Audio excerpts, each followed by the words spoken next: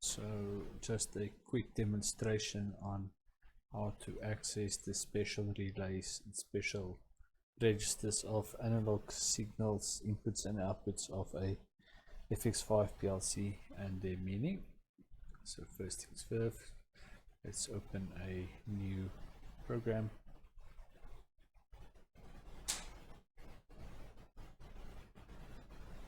Okay. From here we can click OK for standard applications, or if you want to, you can enable the module label, completely optional.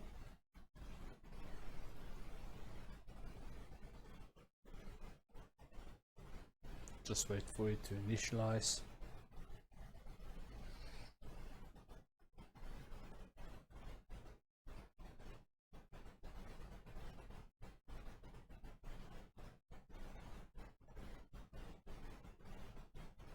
Right, from here on we can go to the module configuration.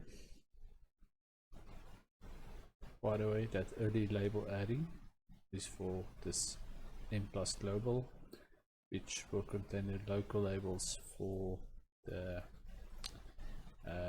labels for the FX5 PLC.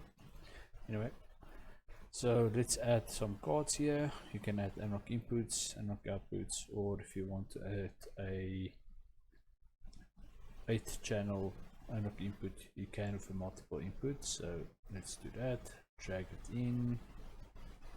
It's good. Let's get the analog output. 4-channel. That's good. You can also add adapters. So analog adapters, analog input adapter, and an analog output adapter. Right. From here we can fix the parameters. When you fix them, the modules are added on the parameter here. Okay, so each module will be added, as well as the adapters.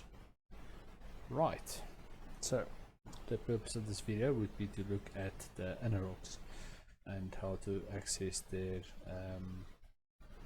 internal buffer memory device registers. Right, so first things first, we look at the built-in analogs of the FX5 CPU. So if you expand that, you will see your analog inputs and outputs. So the FX5 view comes with 2 analog inputs, 1 analog output. Highly limited, but can accommodate basic functionality. The adapters can accommodate slightly more functionality, and then the modules can accommodate more functionality than the adapters. Right, so go to the analog input building. We see we can do some configurations here. So we can enable both channels. We want to do a for channel 1 a time average of 100 milliseconds. This would be to do a dampening, give you an average of the 100 milliseconds. Channel 2, let's just keep it as is, straight, no damping. Whenever you do a change, the green ticks will appear. Always when you see a checkbox, do a check before you move on, and do an apply after you did a check, but before you move on. Otherwise you will lose your settings for that page. Right, so you can add some process alarms here, and also the settings of each alarm you can add there. Scaling can be applied if that's required.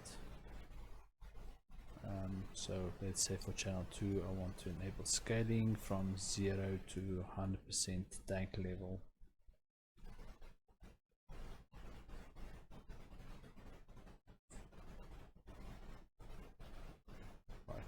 Check, apply. Right, You can also, let me just see, there's a couple of settings you can change: the shift functions, digital clip. We'll look at that later on. So let's just keep the settings as is. Analogs, similar. So I want to enable the analog output, and then yeah, let's enable the output method. And here you can also change the behavior of what the output should do when the PLC goes in error mode, shift function, if you want to add scaling, and so on. Okay, so check and apply. Let's convert all these settings to make sure there's no error. Compile. That is done.